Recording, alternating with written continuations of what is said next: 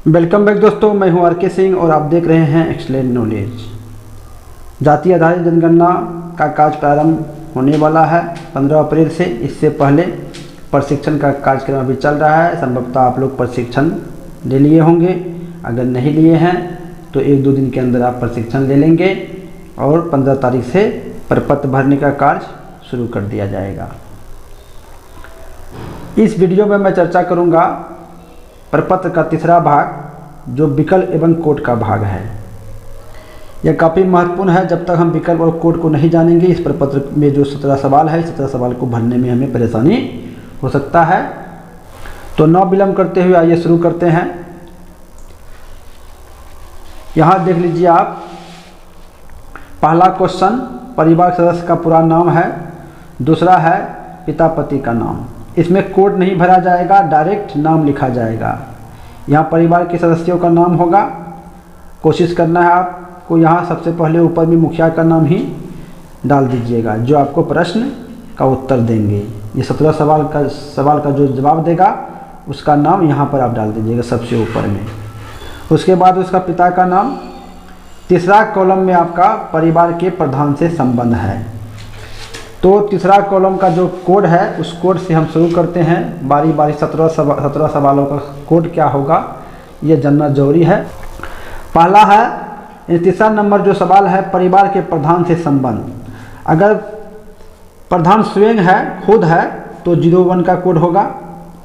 अगर प्रधान का पति पत्नी है तो 02। अगर प्रधान का पुत्र पुत्री है तो 03। पोती नाती नतनी पोता है तो 04। माता पिता है प्रधान का तो 05 का कोड होगा। उसके बाद आप देख लीजिए, अगर बहन भाई है तो 06 का कोड होगा। बधू या दामाद है तो 07 का कोड होगा। अगर दादी है, नानी है, दादा है, नाना है तो 08 का कोड होगा। सास ससुर है तो 09 का कोड होगा। इसके अलावा जो संबंधी यहाँ पर आप देख रहे हैं, इसके अलावा कोई अन्य संबंधी है तो यहाँ पर 10 नंबर का कोड होगा। उसके बाद देख लीजिए आप,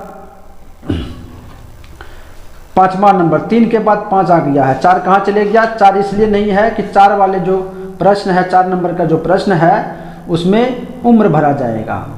उम्र जितना होगा उसको उतना भर देना है। अगर वह पूरे वर्षों में भरा जाएगा। अगर 5 वर्ष 6 माह है तो उसको डायरेक्ट 6 वर्ष भर देना है। यानी कि या तो 5 वर्ष 4 माह है तो उसको 5 वर्ष आप भर सकते हैं, यानी पूरे वर्षों में भरना है। उसके बाद 5 नंबर का कॉलम जो है, प्रश्न लिंग का है। पुल्लिंग है तो 01, स्त्रीलिंग है तो 02। अगर पुल्लिंग स्त्रीलिंग नहीं है तो 03 अन्य हो सकता है। उसके बाद देख लीजिए छठा सवाल। छठा सवाल में क्या है? वैवाहिक स्थिति क्या है उनका। अगर विवाह नहीं हुआ है, अविवाहित है तो 01 भरना है। अब वर्तमान में विवाहित है तो 02। विधवा है या विदुर है तो 03। संबंध विच्छेदित है तो 04। तलाकशुदा है तो 05। अब देखिए, यहाँ वर्तमान विवाहित का मतलब है कि अभी जब हम जिस सदस्य की गिनती कर रहे हैं इस फॉर्मेट में, उस समय उसका विवाह अगर हो गया है तो 02 होगा। अगर नहीं हुआ है तो अविवाहित के श्रेणी में 01 लिखा जाएगा उसका। विधवा विदुर तो जान ही रहे हैं। संबंध विच्छेद और तलाकशुदा में थोड़ा सा कन्फ्यूजन है। चलिए इस कन्फ्यूजन को दूर करते हैं कि इस दोनों में क्या अंतर है। तलाकशुदा का मतलब हुआ धार्मिक दृष्टिकोण से अगर तलाक हुआ है तो 05 होगा, यानी 05। अगर कानूनी रूप से हुआ है, न्यायपालिका के द्वारा संबंध विच्छेद हुआ है तो 04 उसका होगा। उसके बाद आइए, धर्म का कोड होगा। अगर हिंदू है तो 01। इस्लाम है यानी मुस्लिम तो 02। ईसाई धर्म को मानते हैं तो 03। सिख धर्म को मानते हैं तो 04। बौद्ध धर्म को मानते हैं तो 05। जैन धर्म को मानते हैं तो 06। अन्य धर्म को मानते हैं तो 07। यानी यहाँ जो धर्म दिया गया है, हिंदू, इस्लाम, ईसाई, सिख, बौद्ध, जैन, इन धर्मों में से कोई धर्म को ऐसे सदस्य हैं जो नहीं मानते हैं तो अन्य धर्म लिखा जाएगा 07 वाला कोड। अगर वह कोई भी धर्म को नहीं मानता है, कोई धर्म नहीं, तो 08 का कोड भरा जाएगा। इसके बाद है 8वां नंबर, उसके बाद देखिए 8वां नंबर सवाल है जाति, यानी कि जाति क्या है उसका वो जाति भरा जाएगा, जाति का नाम लिखा जाएगा और उसका कोड लिखा जाएगा। इसका कोड और जाति का नाम यहाँ पर फॉर्मेट में आपका दिया हुआ नहीं है, इसके लिए आपको एक कोड डायरेक्टरी मिलेगा, निर्देशिका मिलेगा, उसी को देख करके आपको भरना है। एक बात मैं यहाँ आपको बता देना चाहता हूँ कि जाति का जो भी नाम है उसमें किसी भी प्रकार का फेरबदल नहीं करना है, कोई मात्रा का प्रयोग यानी कोई अन्य मात्रा का प्रयोग नहीं करना है कि जो कोड डायरेक्टरी में दिया गया है गलत लिखा चले गया है हम इसको सही कर देते हैं, ऐसा आपको नहीं करना है। जिस प्रकार का लिखा हुआ है उसमें उसी प्रकार का जाति का नाम आपको प्रपत्र में भर देना है और उसका कोड जो दिया गया है वो भर देना है। 8वां नंबर सवाल का डायरेक्टरी के अनुसार कोड भरा जाएगा। और 9वां नंबर में क्या है, शैक्षणिक योग्यता, कोड डायरेक्टरी के अनुसार भरा जाएगा। शैक्षणिक योग्यता, शैक्षणिक योग्यता में अगर कोई बच्चा अभी जन्म हुआ है तो उसको पूर्व प्राथमिक में रखना है जिसका कोड 0 है। अगर कोई व्यक्ति पढ़ा लिखा नहीं है, बिल्कुल एक कक्षा भी नहीं पढ़ा है, एक वर्ग भी नहीं पढ़ा है, एक क्लास भी नहीं पढ़ा है, कुछ भी नहीं पढ़ा लिखा है, अनपढ़ है, तो उसको भी पूर्व प्राथमिक में ही रखेंगे, उसका भी कोड 0 होगा। इसके लिए आपको कोड डायरेक्टरी मिला हुआ है, आप इसे देख सकते हैं। इस प्रकार का कोड डायरेक्टरी वाला निर्देशिका, इसी को देख करके आपको भरना है। और जाति का भी मिला है इस प्रकार का आपका, इसी को देख करके आपको भरना है। चलिए आइए आगे। उसके बाद है 10वां नंबर कार्यकलाप। कार्यकलाप में देख लीजिए, सरकारी नौकरी 01, संगठित क्षेत्र में प्राइवेट नौकरी 02। यहाँ देख लीजिए, सरकारी नौकरी 01, संगठित क्षेत्र में प्राइवेट नौकरी के लिए कोड है 02 और संगठित क्षेत्र में प्राइवेट नौकरी 03, स्वरोजगार 04, कृषक या काश्तकार 05। उसके बाद है खेतिहर मजदूर 06, निर्माण मजदूर 07, अन्य मजदूर 08, मिस्त्री 09, भिखारी 10, कचरा बिनना यानी कचरा बिनने वाला का कोड 11 है। इसके अलावा यह कार्य अगर नहीं कर रहा है, इसके अलावा कोई अन्य कार्य कर रहा है तो उसके लिए 12 कोड है। विद्यार्थी के लिए 13 कोड है, गृहिणी के लिए 14 नंबर का कोड है, जो कुछ भी नहीं करता है तो उसके लिए 15 नंबर का कोड है। अब इसकी चर्चा यही है, आपका काफ़ी महत्वपूर्ण है कार्यकलाप का कोड, इसको हम बारी बारी से चर्चा करेंगे, आखिर सरकारी नौकरी के अंतर्गत कौन कौन आएंगे। चलिए आइए देखते हैं प्रपत्र भरने के क्रम में जो हम निर्देशिका का प्रयोग करेंगे कि आखिर सरकारी नौकरी किसे मानेंगे, उसके बारे में थोड़ा सा चर्चा कर लेते हैं।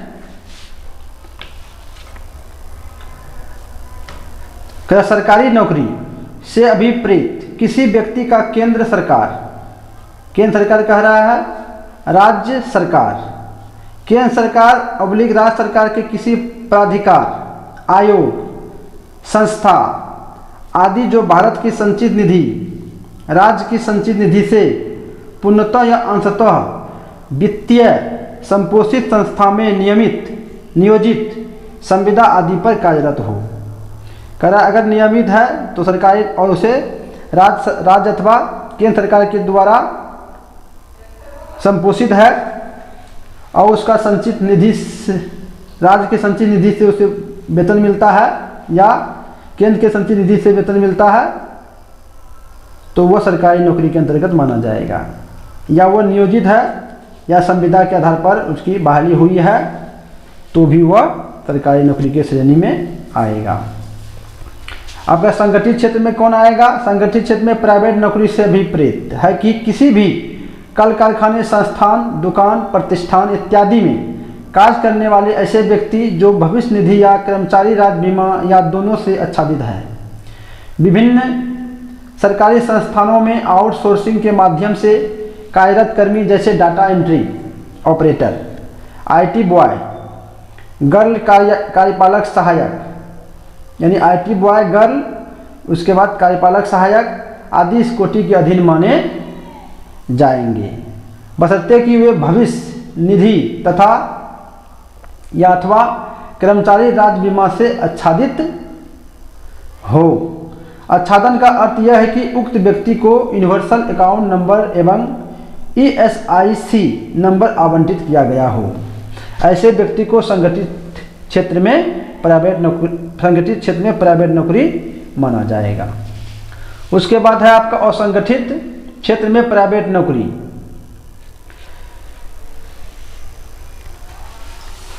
के श्रेणी के अधीन वैसे व्यक्ति माने जाने हैं जो किसी भी कल कारखाना, दुकान, प्रतिष्ठान, कार्यक्षेत्र आदि में कार्य करते हो और जो व्यक्ति भविष्य निधि अथवा ESIC से आच्छादित नहीं हो वैसे व्यक्ति को असंगठित क्षेत्र में कार्य करने वाला माना जाएगा। ऐसे व्यक्ति सामान्यतः छोटे मोटे कल कारखाने, दुकान, गैराज, प्रतिष्ठान आदि में काम करते हैं। घरेलू कामगारों को भी इस कोटि में रखा जाएगा। असंगठित क्षेत्र के अधीन वैसे भी उद्यम सम्मिलित हैं जो स्वरोजगारी व्यक्ति या व्यक्तियों के समूह द्वारा स्थापित हो तथा उत्पादन सेवा प्रदाता का कार्य करता हो, उसे असंगठित क्षेत्र में प्राइवेट नौकरी माना जाएगा। उसके बाद आइए देखते हैं स्वरोजगार के क्षेत्र में किसे रखा जाएगा। कौन है स्वरोजगारी? स्वरोजगार की श्रेणी में वैसे व्यक्ति को रखा जाएगा जिन्हें किसी के द्वारा नियोजित नहीं किया गया है तथा वह स्वतंत्र रूप से अपना रोजगार या कार्यकलाप करते हों तथा वे असंगठित क्षेत्र के व्यवसाय में कार्यरत हों। इस श्रेणी के अधीन स्वतंत्र रूप से कार्य करने वाले सभी दुकानदार भाई आएंगे इसमें, प्रतिष्ठान, संस्थान के मालिक, सभी प्रकार के शिल्पकार आदि रखे जाएंगे। ये हो गया स्वरोजगार के श्रेणी में उसको रखे जाएंगे। उसके बाद है कृषक एवं काश्तकार, जिसके लिए 05 का कोड है, की श्रेणी में वैसे व्यक्ति को रखा जाएगा जो सक्रिय रूप से स्वयं की स्वामित्व का भूमि अथवा पट्टा या बटाईदारी की भूमि पर फसलों को उगाने, बागवानी, नर्सरी, पशुपालन, मुर्गी पालन, मधुमक्खी पालन, सेरीकल्चर, वर्मी कल्चर, कृषि वानिकी आदि कार्यों जैसे आर्थिक गतिविधि या जीविका के साधन के लिए कार्यरत हो। ये सबको कृषक के श्रेणी में रखा जाएगा। अब है खेतिहर मजदूर, किसे कहेंगे? खेतिहर मजदूर की श्रेणी में खेत में वैसे व्यक्ति को रखा जाएगा जो उपरोक्त क्षेत्र से संबंधित अकुशल कार्य में मजदूर के रूप में कार्यरत हो। अकुशल कार्य करने वाले से मतलब है कि वैसे लोग जिनका उपरोक्त क्षेत्रों में कार्य के प्रचलन एवं कम या कुछ भी कौशल अथवा विशेष अनुभव की आवश्यकता नहीं हो। यानी कि खेती बाड़ी करने के क्रम में वैसे मजदूर को हम खोजते हैं काम करने के लिए जिसको किसी भी प्रकार का विशेष ज्ञान नहीं होता है, फिर भी उसे काम पर रखते हैं। यह खेतिहर मजदूर कहलाएगा, यानी खेत में काम करने वाले मजदूर।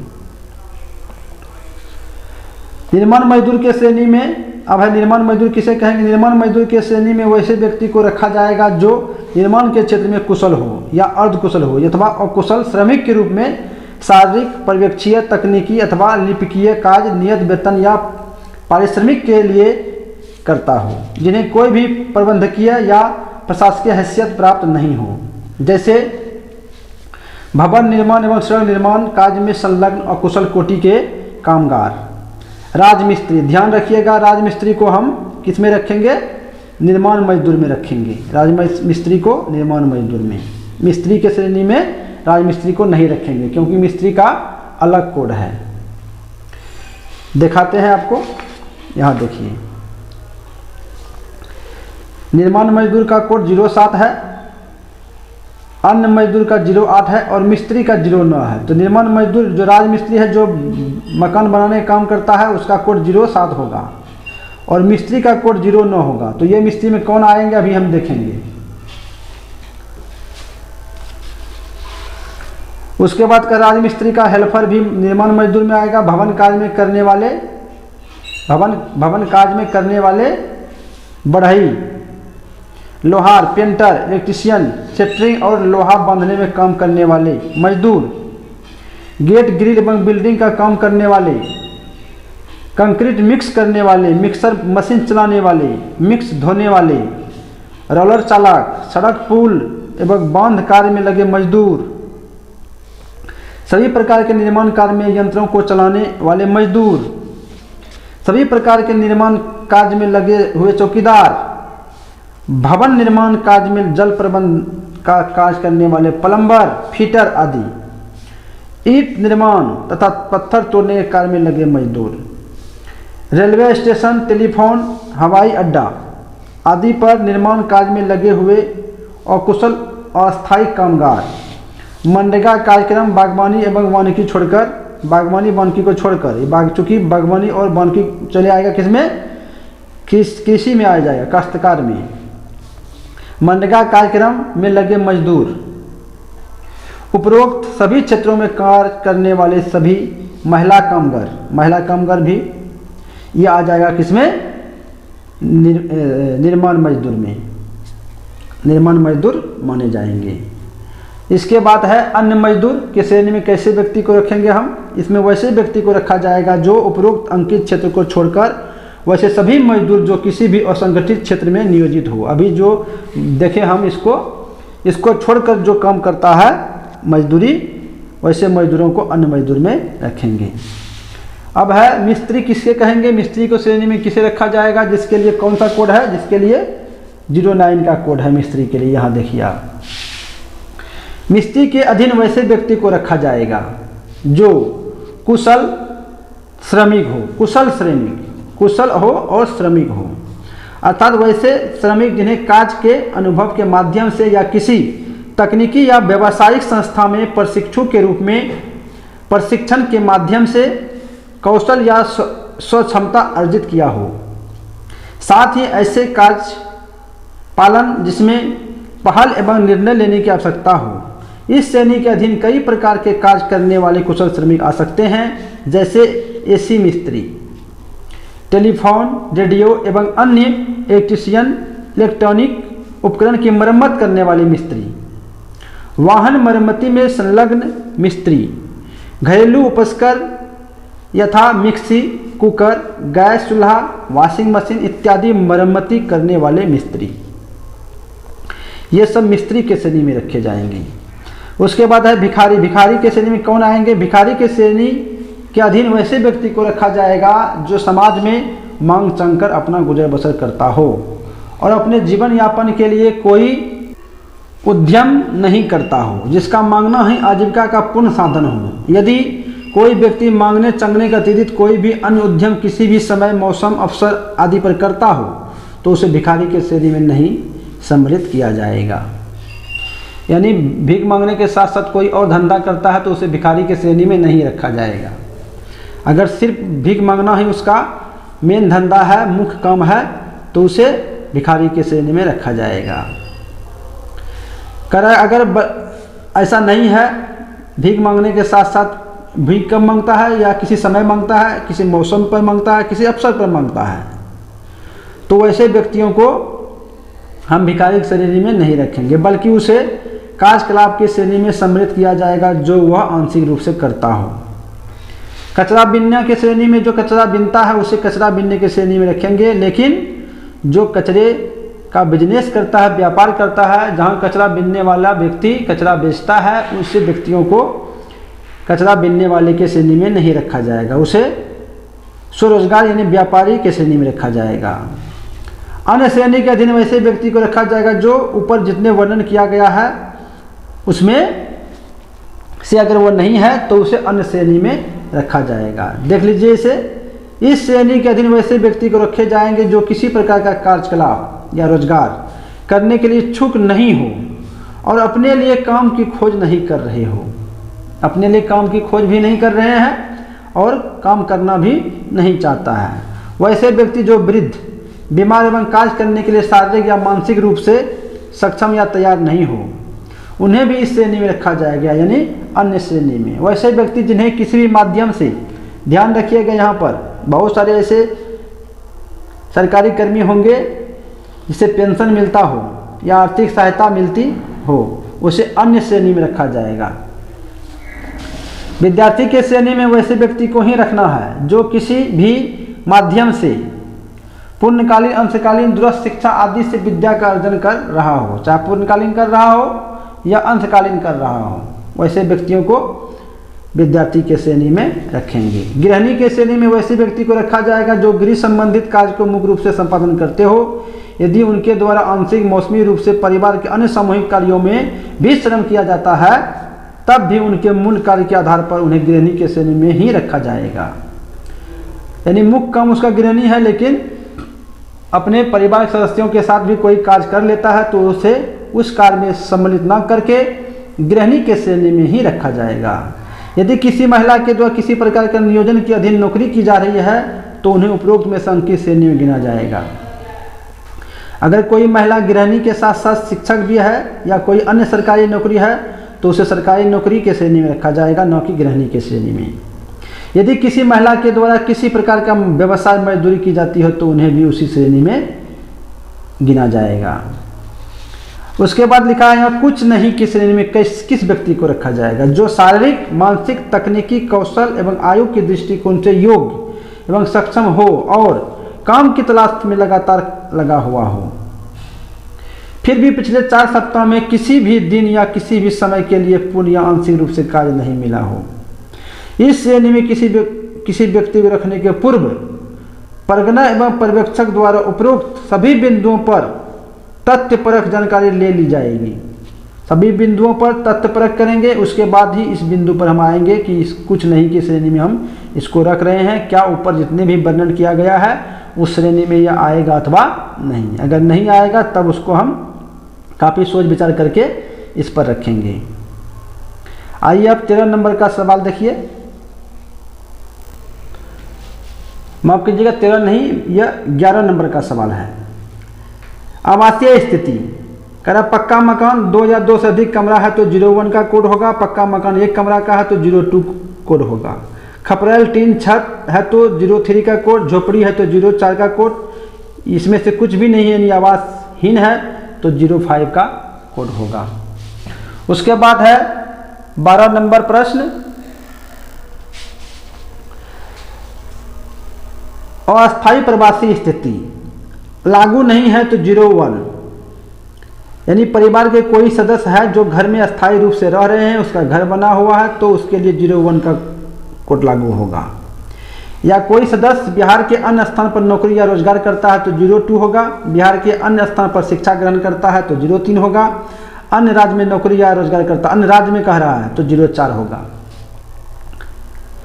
अन्य देश में नौकरी या रोजगार करता है तो 05। अन्य राज्य में शिक्षा ग्रहण करता है तो 06। अन्य देश में शिक्षा ग्रहण करता है तो 07 का कोड होगा। उसके बाद है 13 नंबर का सवाल। 13 नंबर में कंप्यूटर लैपटॉप,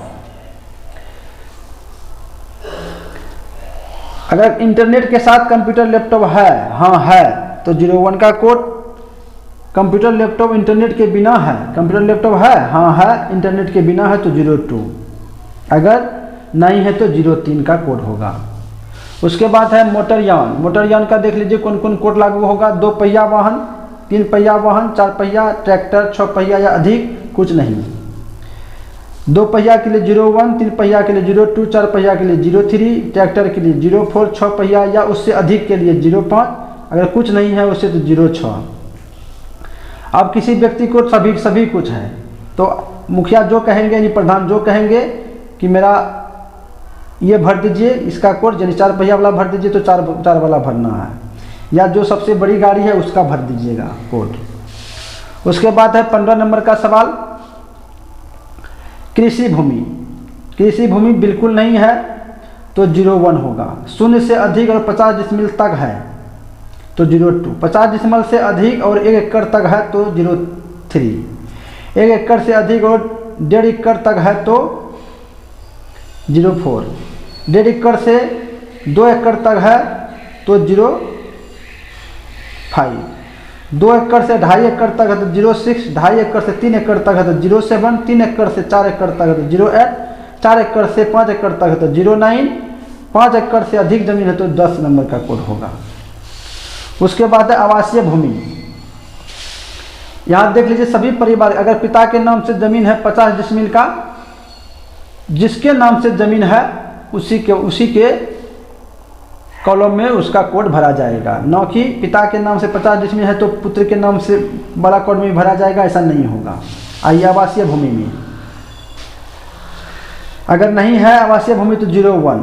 पिता के नाम से ज़मीन है, आवासीय ज़मीन, और उसका घर बना हुआ है तो 01 का कोड सिर्फ पिताजी वाले में, सॉरी, अगर पिताजी के नाम से ज़मीन है, आवासीय ज़मीन कितना है तो मान के चलते 5 डिसमिल, तो 02 का कोड होगा। अगर पुत्र के नाम से कुछ भी नहीं है, पत्नी के नाम से कुछ नहीं है, या अन्य सदस्यों के नाम से कुछ भी नहीं है तो 01 का कोड होगा। ऐसा नहीं कि पिताजी के नाम से 5 डिसमिल का कोड 02 है तो सबके कॉलम में 02 हो जाएगा, ऐसा नहीं होगा। फिर यहाँ देखिए 5 से 10 डिसमिल के बीच में तो 03, 10 से 15 डिसमिल के बीच में है तो 04, 15 से 20 डिसमिल के बीच में है तो 05, 20 डिसमिल से अधिक है तो 06, बहुमंजिला इमारत में फ्लैट है तो 07 का कोड होगा। इसके अलावा देख लीजिए आप 17 नंबर का प्रश्न, सभी स्रोतों से मासिक आय कह रहा है। कार्यकलाप का कोड 01 से 12, यानी 01 से 12 है तो उसी के लिए भरा जाएगा। अगर 12 के बाद 13 है, 14 है, 15 है तो 0 ऐड होगा। यानी कि 13 का कोड किसका है, कार्यकलाप का कोड देख लीजिए आप, 13 नंबर का कोड होगा विद्यार्थी के लिए तो 08 होगा। 14 नंबर का कोड होगा गृहिणी के लिए तो 08 होगा उसका कोड। 15 नंबर का कोड हो गया कुछ नहीं करने वाला, यानी रोजगार की तलाश में है तो उसका भी कोड 08 होगा। इसके ऊपर में देख लीजिए 0 से अधिक और 6000 तक कमाता है तो 01 का कोड होगा। 6000 से 10,000 के बीच में 02, 10,000 से 20,000 के बीच में 03 का कोड, 20,000 से 30,000 के बीच में 04 का कोड, 30,000 से 40,000 तक के बीच में 05 का कोड, 40,000 से 50,000 तक 06 का कोड, और 50,000 से अधिक कमाता है तो 07 का कोड होगा। आवासीय स्थिति को एक बार मैं अब देख लेना चाहता हूं, आपको बता देना चाहता हूं, यहाँ थोड़ा सा कन्फ्यूजन है। आवासीय स्थिति देख लीजिए आप, 11 नंबर का सवाल देख लीजिए। आवासीय स्थिति पक्का मकान 2 या 2 से अधिक कमरा, चूँकि परिवार में 5 सदस्य है का पक्का मकान का कमरा जो है वह 2 ही है तो मुखिया वाले कॉलम में 01 भरा जाएगा।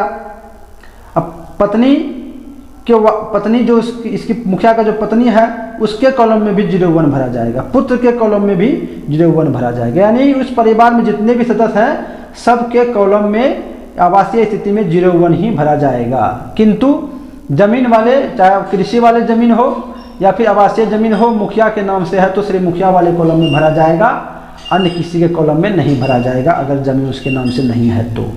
लेकिन आवासीय स्थिति में मुखिया के नाम पर घर है, यानी ये घर है 2 कमरे का पक्का मकान तो 01 सबके कॉलम में होगा।